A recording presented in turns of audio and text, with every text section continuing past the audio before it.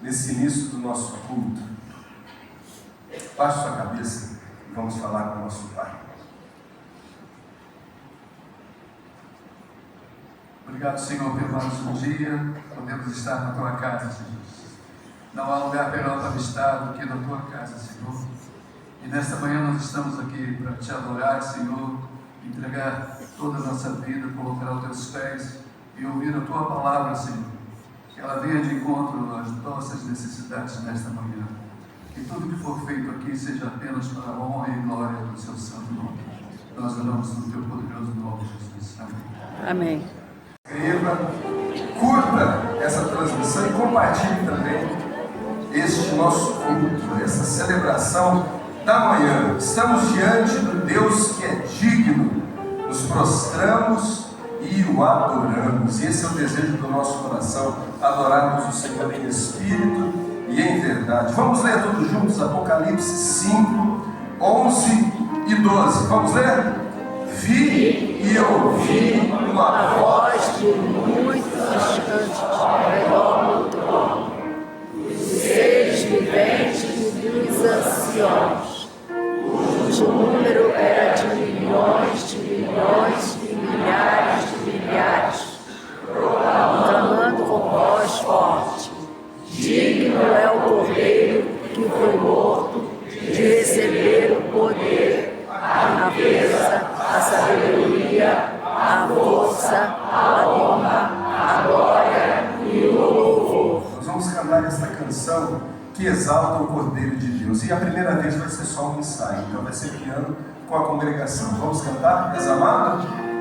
És amado, ó Cordeiro de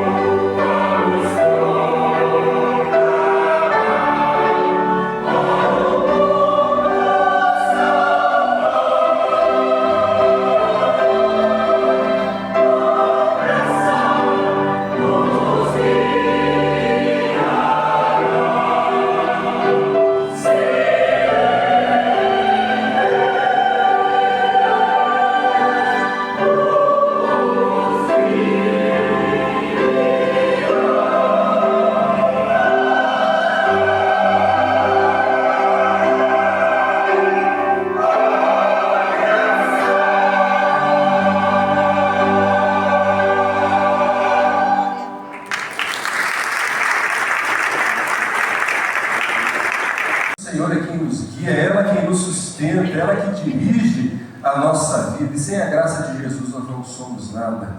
Diante das incertezas, nós descansamos em Deus que nos sustenta. Quem é que é sustentado por Jesus? Amém.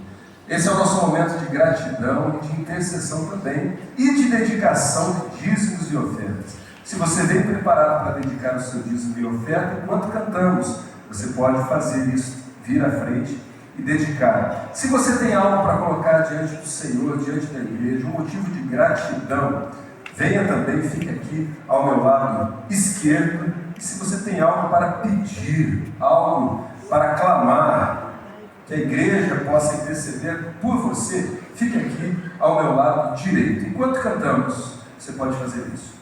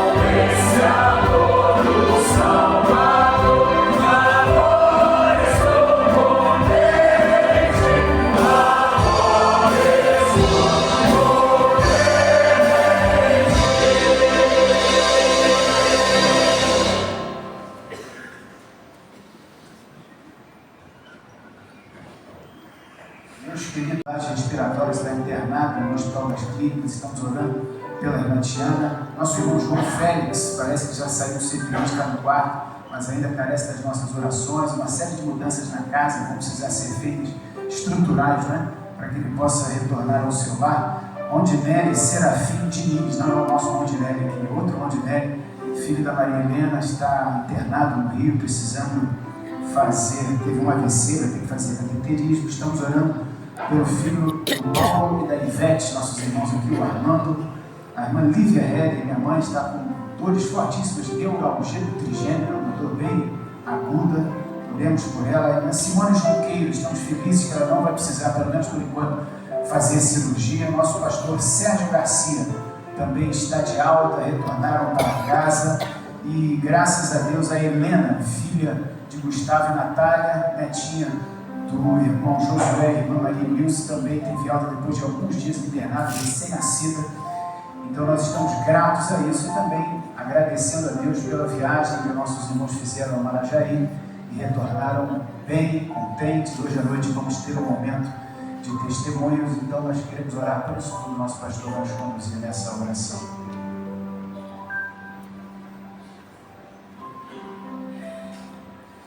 Pai bendito, nós te louvamos e bendizemos. É teu povo, lavado pelo sangue do Cordeiro, que comparece diante do Senhor, com muita gratidão, Senhor, por tantas bênçãos recebidas, dádivas da tua mão preciosa. Te damos graças pela viagem que fizemos debaixo da tua segurança, testemunho que deixamos, aquilo que vimos, tantas coisas boas que trazemos a Deus em gratidão pela essa experiência maravilhosa. Nós te louvamos pelo teu cuidado na vida dos nossos servos, a alta do pastor Sérgio, a alta da Helena, por quem estávamos orando, Deus, e agora ela está no braço dos seus pais, te louvando, te bendizendo, Senhor, aquela família toda, pelo cuidado que o Senhor teve com essa criança. Nós te bendizemos também, ó Deus, por outras dádivas citadas e por esses irmãos à minha esquerda que expressam sua gratidão. O Senhor conhece os seus corações, o Senhor sabe o que vai lá dentro.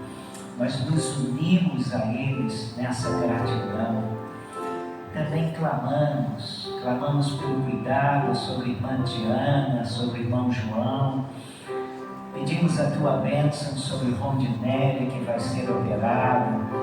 Pedimos a tua intervenção na vida e na saúde da irmã Lívia, Deus. Haja, Deus, com poder e graça nesses queridos que necessitam do teu cuidado.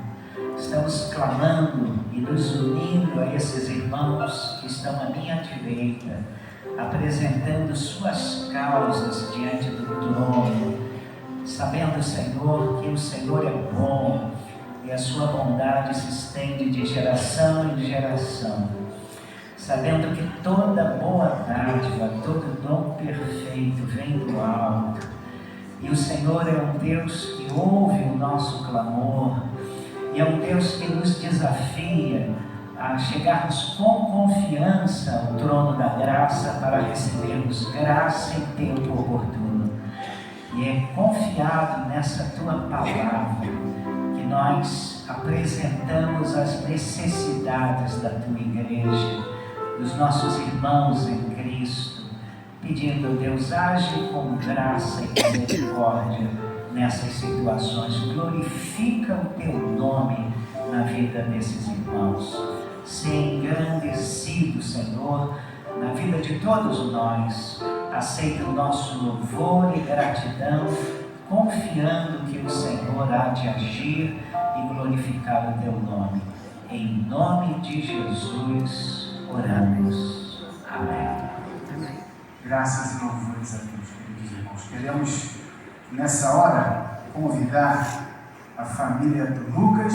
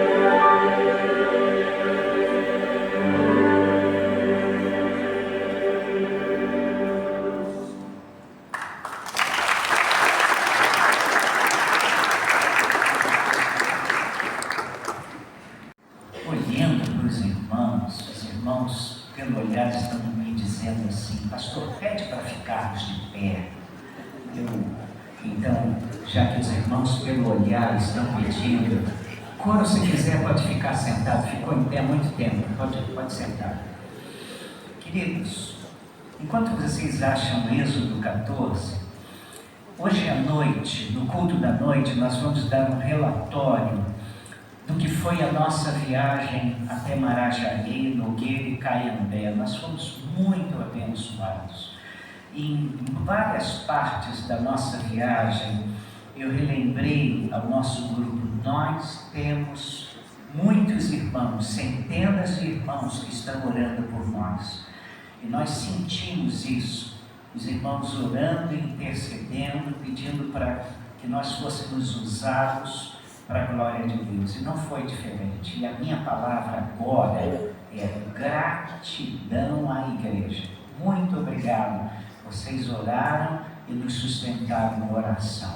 Se quiser ouvir o que Deus fez, vem à noite, nós vamos ter vários testemunhos sobre a nossa viagem e aquilo que nós conseguimos fazer apesar de nós.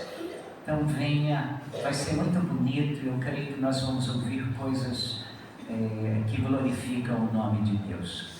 Êxodo 14, começo no versículo 15, leio na Nova Almeida atualizado, acompanhe na sua Bíblia. O Senhor disse a Moisés: por que você está clamando a mim? Diga aos filhos de Israel que marchem. E você, levante o seu bordão e estenda a mão sobre o mar. As águas se dividirão para que os filhos de Israel passem pelo meio do mar em seco. Eis que vou endurecer o coração dos egípcios para que venham atrás de vocês e entrem no mar. Serei glorificado em Faraó e em todo o seu exército, nos seus carros de guerra e nos seus cavaleiros. E os egípcios saberão que eu sou o Senhor, quando for glorificado em Faraó, nos seus carros de guerra e nos seus cavaleiros. Então o anjo de Deus, que ia diante do exército de Israel, se retirou e passou para trás deles. Também a coluna de nuvem se retirou de diante deles e se pôs atrás deles. Ele entre o exército dos egípcios e o exército de Israel.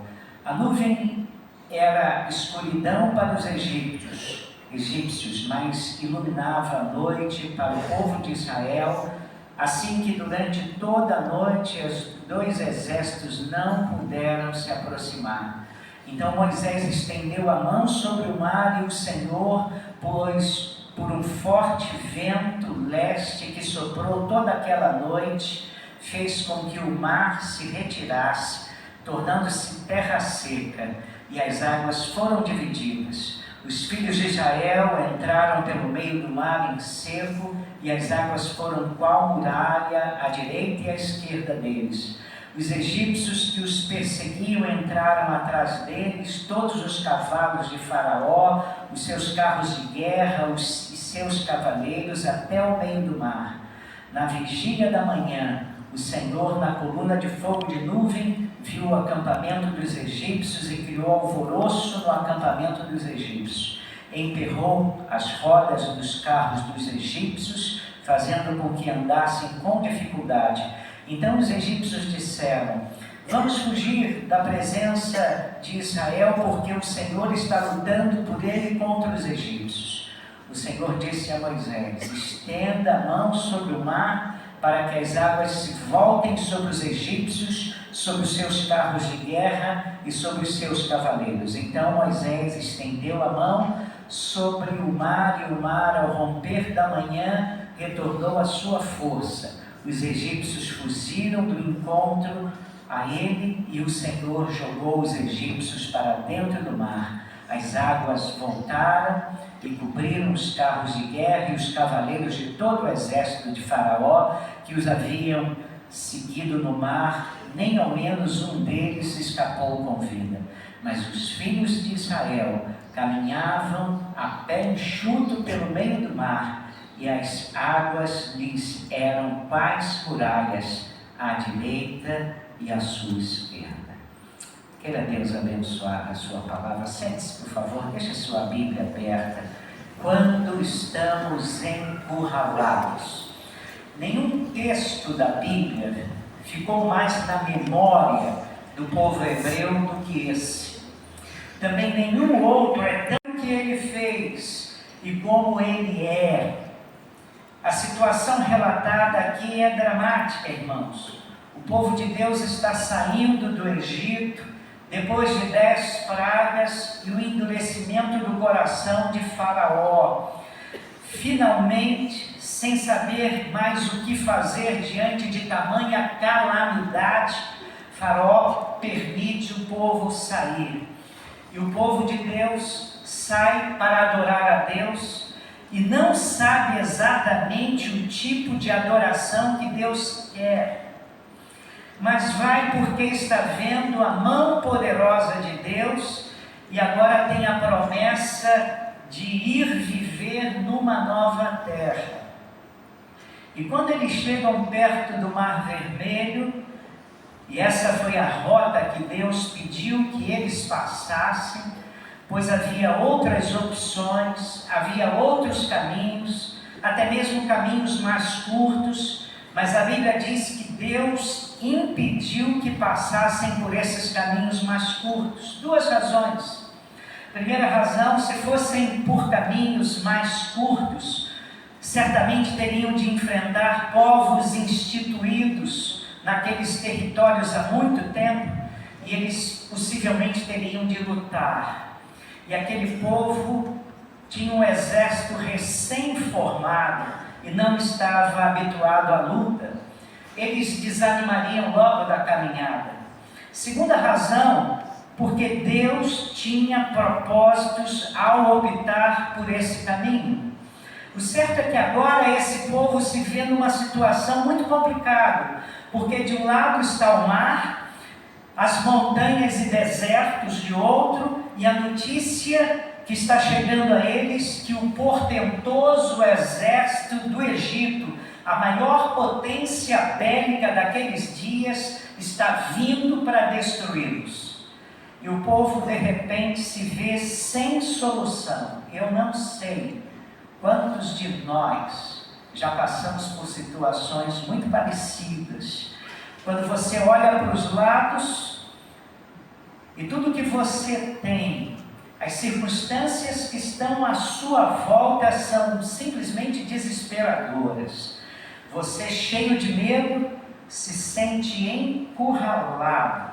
Se correr o bicho pega, se ficar o bicho come. Você está sem saída, olha e não vê perspectiva nem opções. Os puritanos, no passado, eles ensinavam a não olharmos muito para dentro de nós, nem olharmos para fora em circunstâncias assim. Eles diziam o seguinte: quando nós olhamos muito para dentro de nós, nós nos tornamos cínicos diante das contradições. E quando olhamos muito para fora, nós começamos a ficar desesperados. Aí eles dizem o seguinte: em situações assim, olhe para a cruz. Cada vez que você estiver numa situação desesperadora, olhe uma vez para dentro de você e 10 vezes para a cruz. Fica aí a receita deles. Então o que o povo de Deus vai fazer agora quando está encurralado? O que você faz em situações que não tem o que fazer? E eu sempre cito, irmãos, um missionário norte-americano que em situações assim, com o sotaque dele, dizia assim: eu só quero ver como Deus vai sair dessa. É a situação aqui. Só quero ver como Deus vai se sair dela. E Deus deu 2 respostas diante dessa situação. E eu quero já lhe dizer que se acha que a resposta... Perdão, e o povo de Deus deu 2 respostas a essa situação. E já quero lhe antecipar que se acha que a resposta daquele povo foi resposta de fé, você está muito enganado. Êxodo 11, 12, perdão. Disseram a Moisés: será que foi por não haver sepulturas no Egito que você nos tirou de lá para que morramos neste deserto? Que foi que você fez conosco tirando-nos do Egito? Não foi isso que dissemos a você no Egito? Deixe-nos em paz para que sirvamos os egípcios, pois teria sido melhor para nós servir os egípcios do que morrer no deserto. Irmãos, a primeira ordem, a primeira reação desse povo diante dessa situação, eles usaram clamor, eles clamaram ao Senhor. E esse clamor aqui é muito menos oração e muito mais medo do que qualquer outra coisa, irmãos. Eles estão chorando. Clamor é aquele desespero em que você diz: o que eu faço agora, Senhor? E eles olham para aquela circunstância e não conseguem fazer outra coisa a não ser chorar. Você já se sentiu assim? Você começa a chorar, e essa é uma reação muito natural nossa. A gente chora, a gente grita, a gente se desespera, muitos arrancam os cabelos, os que têm. E a segunda arma que esse povo usa aqui, diante dessa circunstância, é o cinismo. Versículo 11. Disseram a Moisés: será que foi por não haver sepulturas no Egito que você nos tirou de lá para que morramos neste deserto? O que foi que você fez conosco tirando-nos do Egito? Se é uma coisa famosa no Egito, são as suas sepulturas. As pirâmides são sepulturas de faraós e de gente importante. Então eles usam de ironia, irmãos. Eles estão ridicularizando a atitude de Moisés, mas com raiva. É como se eles dissessem: você nos tirou do Egito porque lá não havia túmulo para a gente, né? É isso que eles estão dizendo. Cinismo é aquela conversa zombeteira que você também tem quando você está irritado com alguém. Não é assim que você faz? Você começa com raiva a ironizar. Não é assim? Nessas horas vem o coro dos pessimistas que vão lhe apoiar. E os pessimistas vão dizer assim: eu não disse, eu não avisei, foi o que nós lhe dissemos lá no Egito. Versículo 12, olha para a sua Bíblia.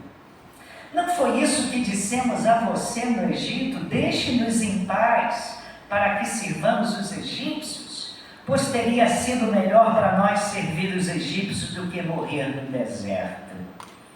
Os pessimistas agora têm toda a razão para criticar criticar, lembrar as tragédias que previram, lembrar a calamidade. Então as respostas aqui do povo são interessantes: choro, desespero, cinismo, murmuração e acusação. Eu vou lhe fazer uma pergunta importante, meu irmão. Quando você está diante de uma situação difícil, você acha que responde a essa situação com fé? Tem sido assim? Quando a coisa está ruim, a gente gosta de ridicularizar, ironizar, murmurar e acusar. Mas a murmuração tem uma característica clássica.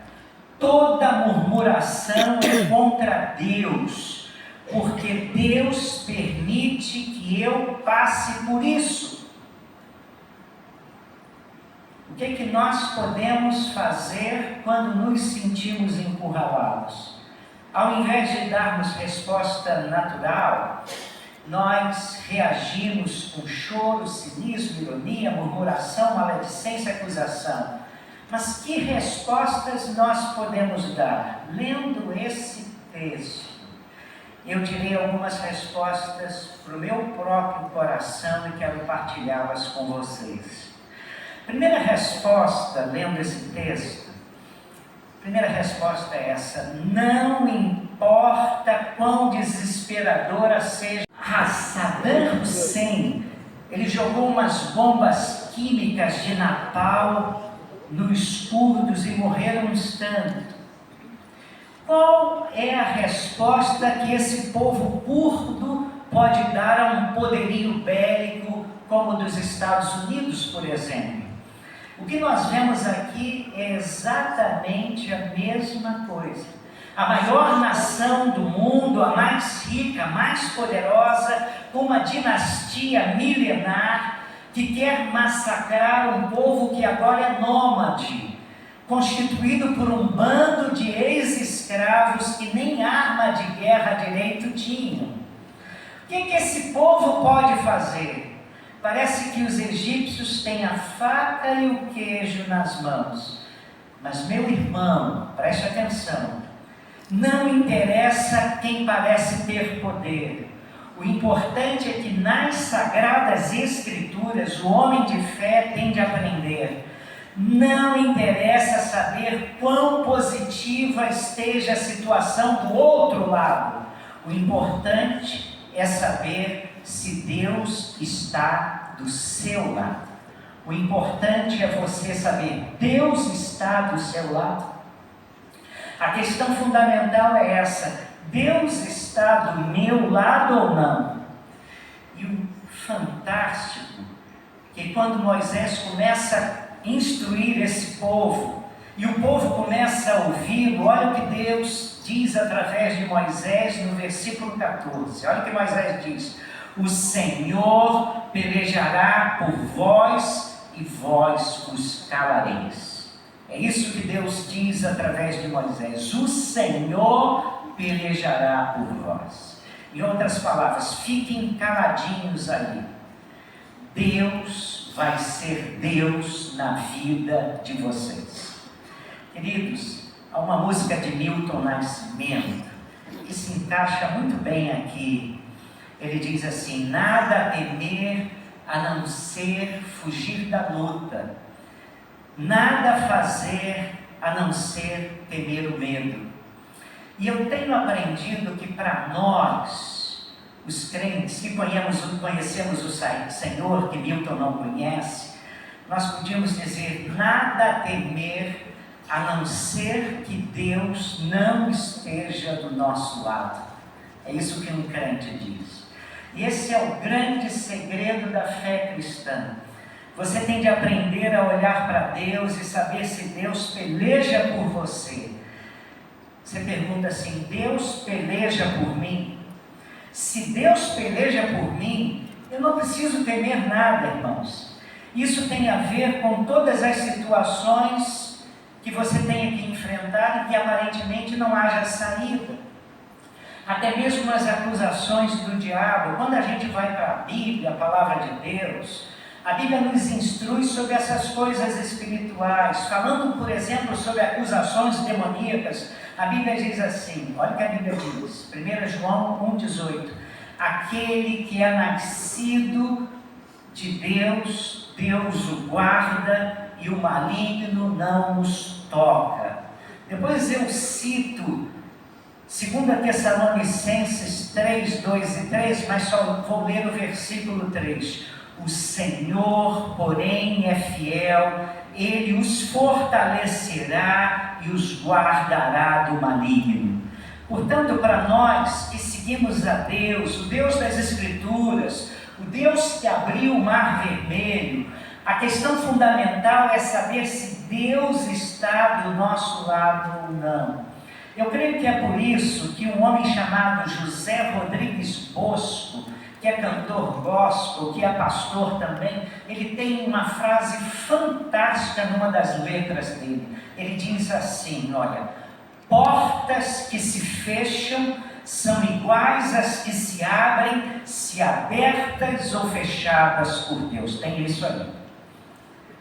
O slide seguinte diz isso. Valeu? Portas que se fecham são iguais às que se abrem, se abertas ou fechadas por Deus. Deus está fechando alguma porta na sua vida, meu irmão? É Ele quem está fechando? Então Ele está querendo ensinar alguma coisa para você. A questão fundamental é essa: quem está do seu lado? Não é se você tem poder bélico, não é se tem soluções humanas, se você tem respostas. O importante é se você tem Deus do seu lado. A segunda lição que eu tiro desse texto é que os obstáculos são oportunidades para Deus demonstrar o seu poder. E parece que Deus está exatamente fazendo isso. Olha comigo aí os versículos 17 e 18, olha o que Deus está dizendo.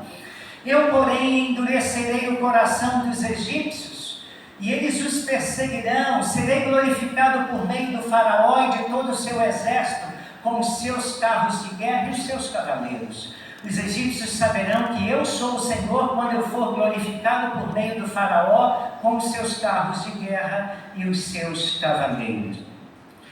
O texto está nos mostrando que os obstáculos intransponíveis para aquele povo são ocasiões oportunas para Deus evidenciar para nós a presença e o poder dele, para que a glória dele se manifeste, irmãos. O nosso problema é que nós vemos as ações e as intenções de Deus e trememos, porque nós não sabemos absolutamente nada sobre os bastidores do sagrado.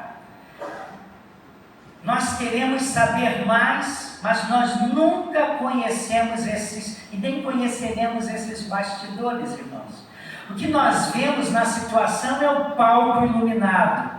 O palco do teatro está iluminado. É ali que a batalha acontece. Mas nos bastidores estão acontecendo outras coisas que nós não vemos.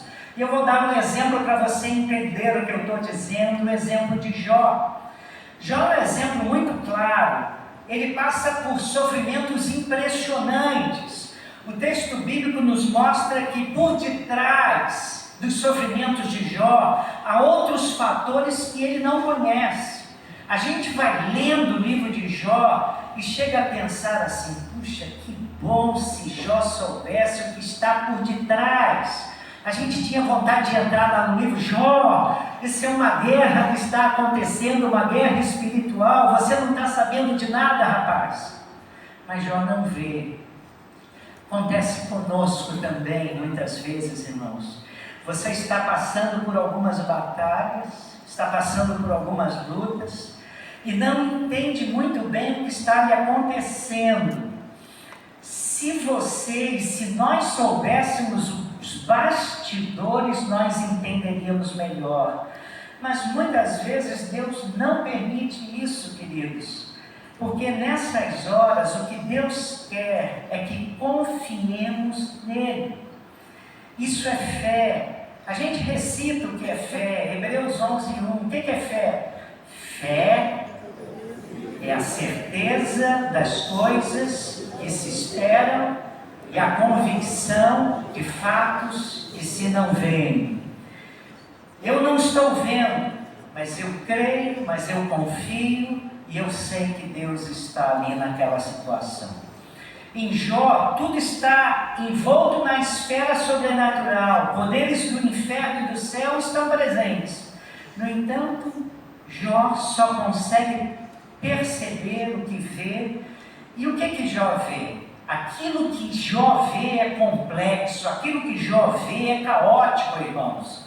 Por isso, muitas vezes, nós crentes nos esquecemos de que Deus está no controle da história.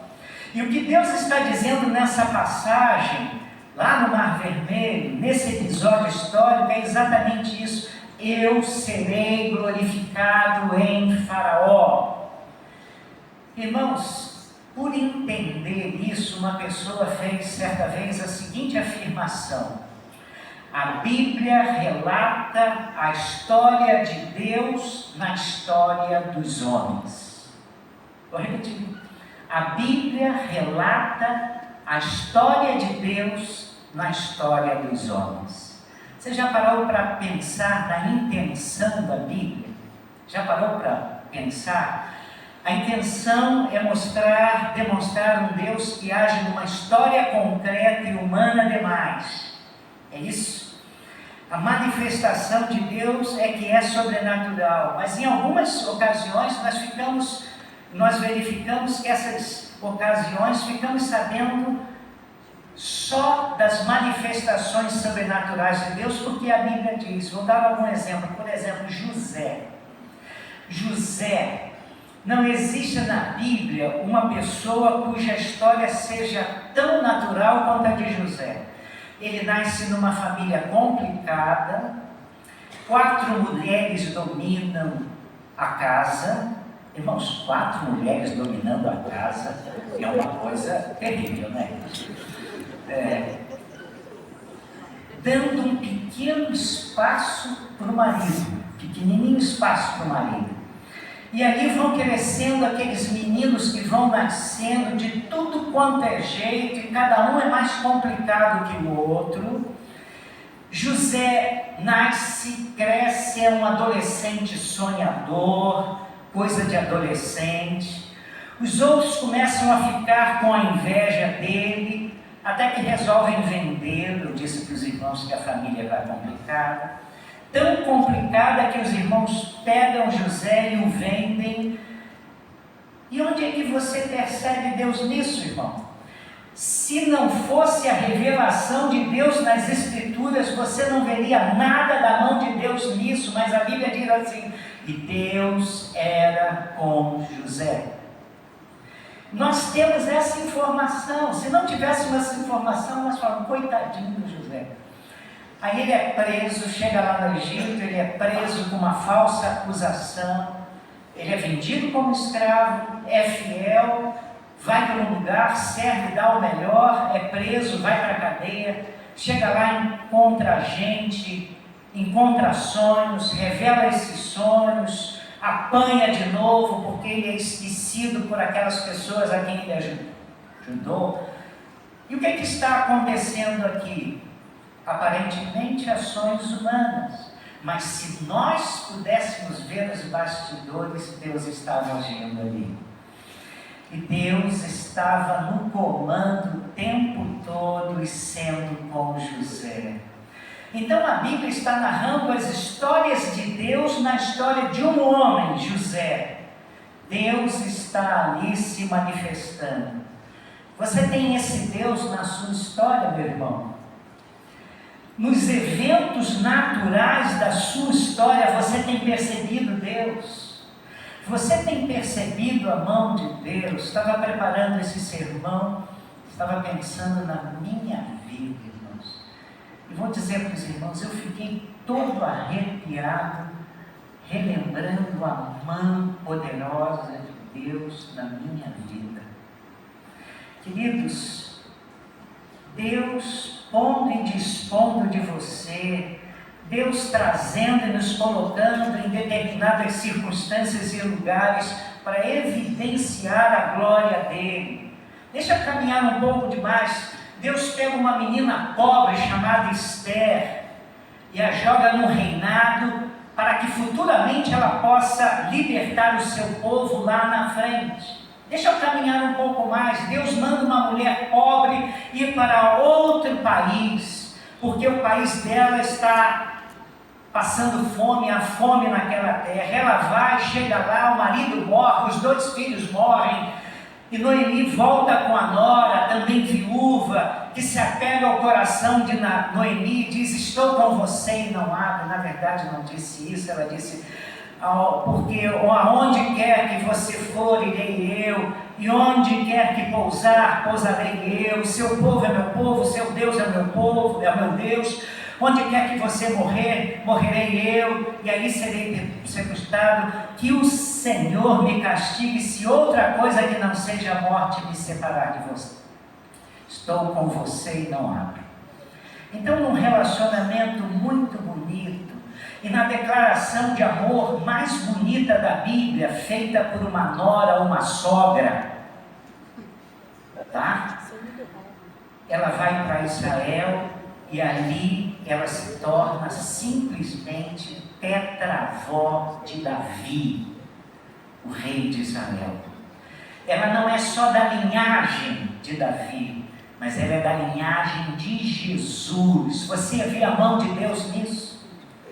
Deus trabalhando nos bastidores. Não é impressionante isso? Deus leva Noemi lá atrás de volta numa tragédia terrível, e ela volta com a nora, e Deus faz toda essa amarração. Irmãos, eu quero dizer uma coisa para você: Deus está fazendo a mesma coisa hoje na história.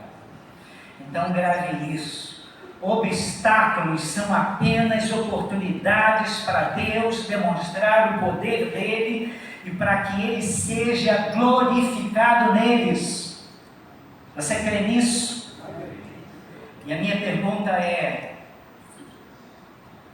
não mudaria a nossa perspectiva de vida ter um vislumbre também de que a nossa história natural é absolutamente sobrenatural, mesmo que não vejamos os bastidores?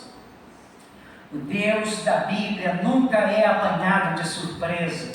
É impressionante o que Deus fala aqui: eis que vou endurecer o coração dos egípcios para que venham atrás de vocês, entrem no mar, serei glorificado em Faraó, em todo o exército, nos seus carros de guerra, nos seus cavaleiros. Gente, preste atenção, povo, os egípcios vão pensar que vocês estão com medo, confusos, apavorados e encurralados. Mas podem ficar tranquilos, eu vou guiar vocês. O caminho é esse aqui. Faraó vai pressionar, eu vou dar a impressão de que as coisas estão totalmente perdidas, mas podem ficar tranquilos. Ou seja, Deus nunca é apanhado de surpresa. No céu não há expressão assim: aconteceu, tem certeza. No céu não existe isso, irmãos. No céu não há espanto. Eu fico espantado, você fica espantado e desesperado, mas o céu nunca se espanta. Deus nunca é apanhado de surpresa, não há novidade no céu. É por isso que a Bíblia nos assegura que a agenda de Deus, a agenda dos céus, segue um propósito divino. E é por isso que a Bíblia já anuncia como será o fim. Vá lá em Apocalipse, que diz que o reino será do Senhor. Lendo as Escrituras, você sabe como foi o começo, como é o meio e já sabe como será o fim. Obstáculos são oportunidades para demonstrar que o poder é dele e a glória é do nosso Deus. Terceira coisa, eu tenho que ser muito rápido. Nunca olhe para as adversidades, mas olhe para as possibilidades. A tendência comum humana é olharmos para as adversidades e nos concentrarmos nas adversidades. Fixamos-nos nelas, nos problemas. Mas a experiência de fé diz: eu vou olhar para o poder de Deus, eu vou olhar para o meu Deus a quem sirvo. Tudo é uma questão de foco, irmãos. E é muito claro, uma passagem na Bíblia, é de noite, o mar está revolto, lembra-se? As coisas estão muito complicadas, há muitos ventos, as ondas são tenebrosas, os discípulos, muitos marinheiros, estão acostumados com aquele mar, ficam apavorados. De repente diz a palavra que Jesus vem andando sobre as águas. Eles se espantam e gritam: é um fantasma. E Jesus andando sobre as águas: sou eu, tenham ânimo, não temam. E Pedro diz: Senhor, se é o Senhor mesmo, lembra-se, de madrugada, está escuro, deixa eu caminhar também sobre as águas. Então Jesus convida Pedro a descer do barco e que ele começa a caminhar sobre as águas, mas há um relato fantástico da Bíblia, diz assim: e Pedro, porém, reparando na força do vento, teve medo e começou a submergir. Irmãos, Pedro, antes, o que ele fazia? Antes de tudo, ele começou a andar nas águas porque estava reparando no poder de Jesus. Estava concentrado com olhos fixos em Jesus. De repente ele tira os olhos de Jesus e começa a reparar os ventos. Não é isso que a gente faz, irmãos. Tiramos o foco de Deus e começamos a focar só nas circunstâncias. Deixa eu caminhar. Deus ordena àquele povo 3 coisas. A primeira coisa que Deus diz no versículo 13 é: não temam, não tenham medo, não temais, diz a Revista Atualizada. Medo é o substituto da confiança. Quem confia não teme, quem teme não está confiando. Quando eu temo, eu estou perdendo a perspectiva de Deus na história, irmãos. Não tenha medo. Quando Jesus entrou naquele barco, depois de salvar Pedro, daquele fiasco de Pedro, a primeira coisa que ele disse aos seus discípulos foi: não temais. Porque antes de resolver os problemas das circunstâncias, Jesus esteve interessado em resolver o turbilhão que estava na alma dos seus discípulos. Se o grande conflito estava no peito deles, ele disse: não temam. Queridos, diante das intervenções de Deus, Ele pede sempre para a gente se acalmar. E aí a gente pode se lembrar do que o salmista diz: eu vou começar e vocês vão acabar comigo. O Senhor é a minha luz e a minha salvação. A quem temerei? Vocês pegaram no colo. Meu amigo do slide, não decola, tá? Segunda coisa que não temam. Segunda coisa que Deus disse para aquele povo: aquietem-se. Verso 13b: não temais, aquietai-vos, e vede o livramento que o Senhor, que hoje vos fará, porque os egípcios que hoje vedes, nunca mais os tornareis a ver. Revista e atualizada. Sosseguem, respirem fundo, aquietem seus corações desassossegados. Grave isso. Só aquieta o coração quem confia.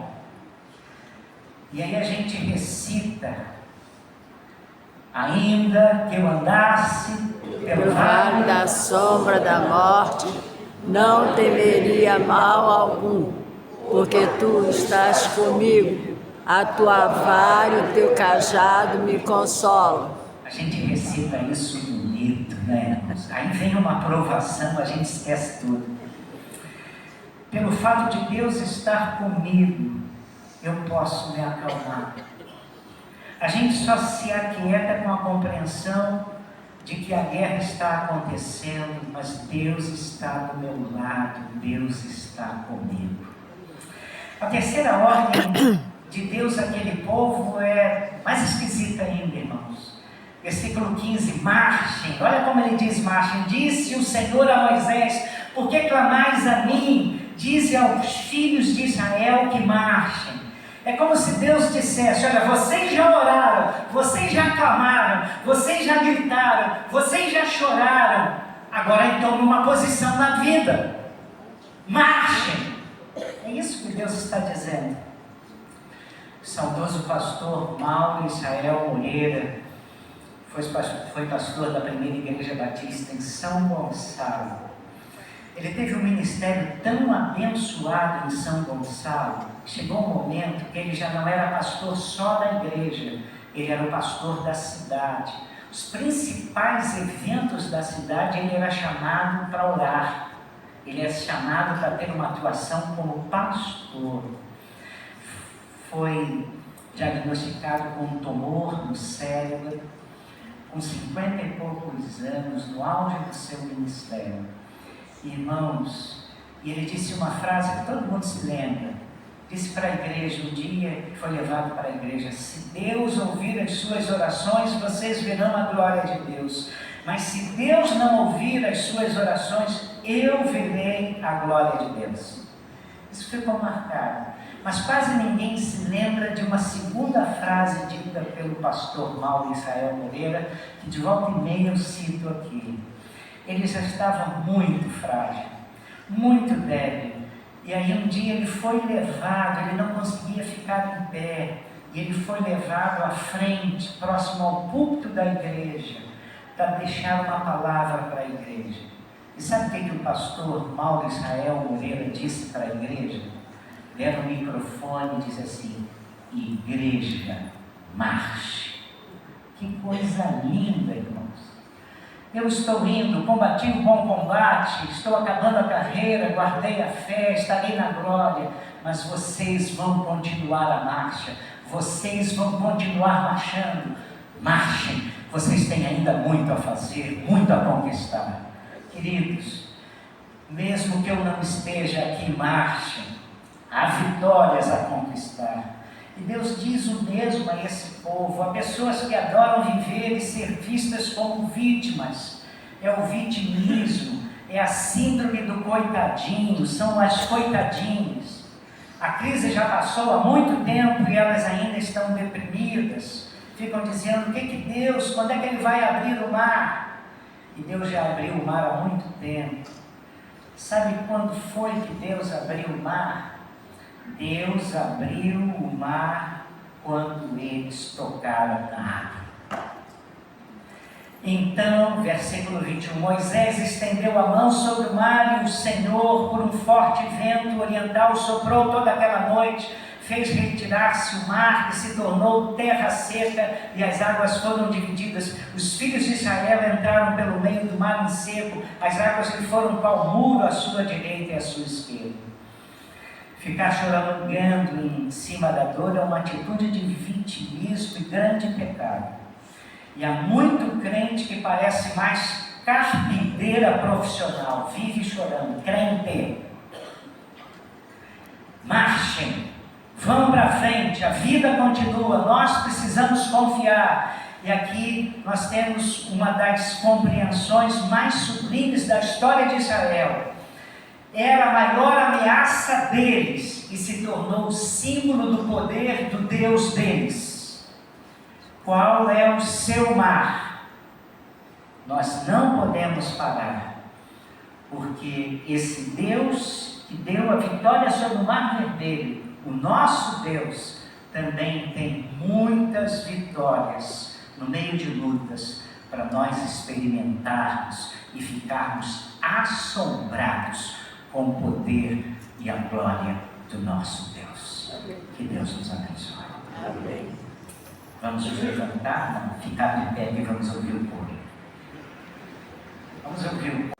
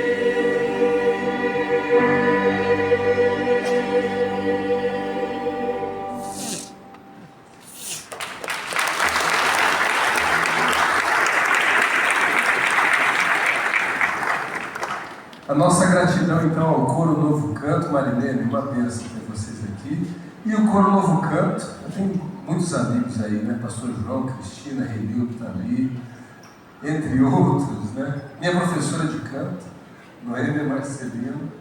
Que Deus abençoe a vida de vocês, e quando quiserem voltar, a igreja está aberta. Se quisesse que seja no domingo que vem, pode ser também.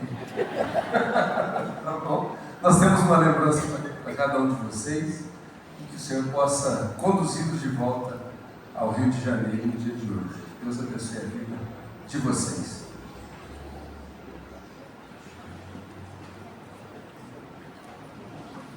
Graças a Deus. Você está nos visitando primeira, segunda vez? Pode fazer o sinalzinho com a sua mão. Deus abençoe. Deus abençoe. Nós temos muitos visitantes hoje. Olha quanta gente.